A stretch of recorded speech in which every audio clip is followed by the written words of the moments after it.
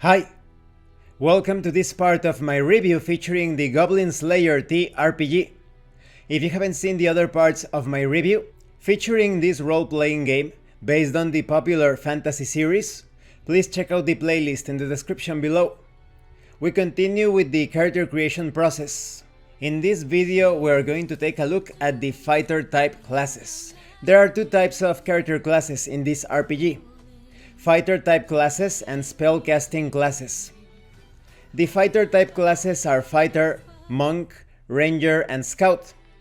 These classes are all suited for fighting with weapons in hand. Upon acquiring a fighter type class, it becomes easier for attacks with weapons to land, and those attacks will deal more damage in turn. Additionally, these classes will help you do things such as avoid enemy attacks, or stop them with your shield to reduce incoming damage. Of these four, Ranger and Scout have the most potential for being useful in non-combat situations, that is, exploration, stealthy maneuvers, etc. There are plenty of fighter type skills with lots of uses, however, so this means that you can customize these fighter type classes further. The first fighter type class is the Fighter. Now, this is a bit silly, in my opinion. Perhaps they should have named this character class Warrior. Or maybe Warrior type classes and then you have the Fighter. Because it would be like calling a spellcasting class Spellcaster. It sounds a bit redundant. Fighters are able to wield many different weapons and shields.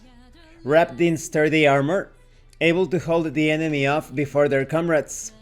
They are experts in close-range brawls. The Fighter is the representative of fighter type classes. They can exhibit stable power both offensively and defensively.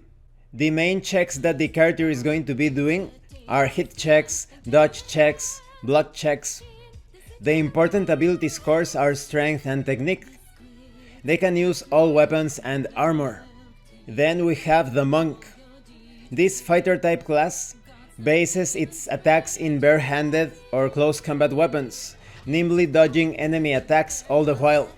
Though they have tight restrictions on what weapons and armor they can equip, they can use their swiftness as a weapon to run circles around the enemy. Their main checks are going to be hit checks, dodge checks, acrobatics checks, and jump checks. Their important ability scores are technique and reflex. When it comes to weapons, you can use close combat weapons, staves, and throwing weapons. And you cannot wear armor, only clothing. This puts you at a disadvantage. Even the sorcerer can wear light armor. Then we have the Ranger. They are masters of bows and throwing weapons. This fighter type class can strike from a distance. It's also well suited for acting within natural environments. Your main checks are going to be hit checks, first aid checks, stealth checks, acrobatics checks, observation checks, sixth sense checks, and jump checks. Your important ability scores are technique and intelligence. The weapons that you can use are bows and throwing weapons. And when it comes to armor, you can only wear light armor or normal clothing. Then we have the Scout. This class excels in reconnaissance and investigation.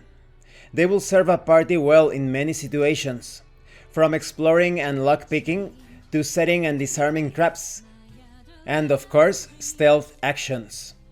They can't use heavy weapons or armor, but they can still fight using lightweight weapons and armor.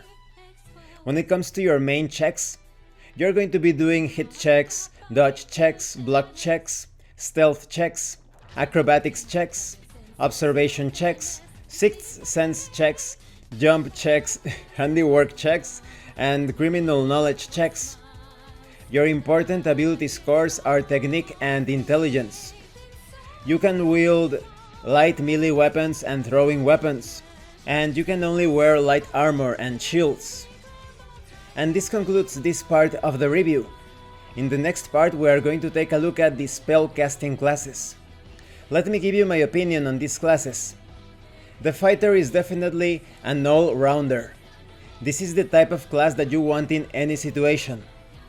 Depending on your choice of skills, you can be a bit more offensive or defensive in your approach, but you are there to handle almost any melee-based situation, or even in the case of spells, you are sturdy enough to take the hit for your comrades, and if possible, hold the line during the entirety of the fight. The monk is a bit more challenging. Your lack of armor makes you quite vulnerable, quite fragile for a fighter type class. So it's a hit and run sort of class. Depending on your skills, you will be able to stand toe to toe with some adversaries, but you definitely want to end the fight as soon as possible, so I recommend that you use your throwing weapons. There are some pretty cool throwing weapons in this RPG book. We will talk about those in a future part, of course, so definitely weaken your opponent as much as possible using your ranged attacks, so that when your opponent finally reaches you, or when you finally reach the opponent, perhaps you are throwing your weapons at your target while you are running, then you finish the fight immediately so that there is no counterattack. In the case of the ranger, you are super specialized. The fact that you do not have proficiency in the use of close quarters combat weapons indicates that you want to stay as far away from the enemy as possible. But if you manage to accomplish that, fights are going to be potentially a breeze, a walk in the park. In the case of the scout, I think this is a balanced class. Because of your ability to use shields, you can provide a bit of defense or protection to more fragile members in the party. This is a great character class to place in the middle of a group, or perhaps in the back line, to rescue the spellcasters in case a sneaky enemy gets to them.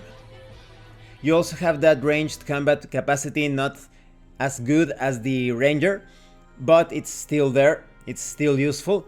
And when it comes to exploration and the investigation of hostile environments, you're going to be unparalleled. Now, although these classes seem very specialized in their own areas of expertise, depending on your choice of skills, the choice of the species, you can specialize a bit in other areas outside of your field. So you could have a fighter that is also quite sneaky. You could have a ranger that is well suited for close quarters combat sometimes. But that's why you need, in my opinion, to combine those classes with other classes that complement their styles. Perhaps you could combine fighter with ranger. And remember, Goblin Slayer himself is pretty much a multi-class character. In my opinion, he is a fighter scout. Let me know in the comments if you think that Goblin Slayer is a fighter scout or perhaps a ranger scout, because I haven't seen him use heavy weapons. He is always using something a bit lighter, like clubs or short swords and the like. His throwing ability could be attributed to his human racial skill of throwing. But I also think that he is a fighter scout because he is very capable in close quarters combat. There are some skills that you can only take if you have a certain character class. And when it comes to ambushes and traps, he's also amazing at that. So I definitely think that he is a fighter scout. Thank you for watching this part of the review. If you have any comments or questions, please let me know. And thank you so much to those of you that have been supporting the channel by sending drive-thru RPG gift certificates. If anyone else wants to further support the channel, the information on how to do that will be in the description below. Once again, thank you, and see you later.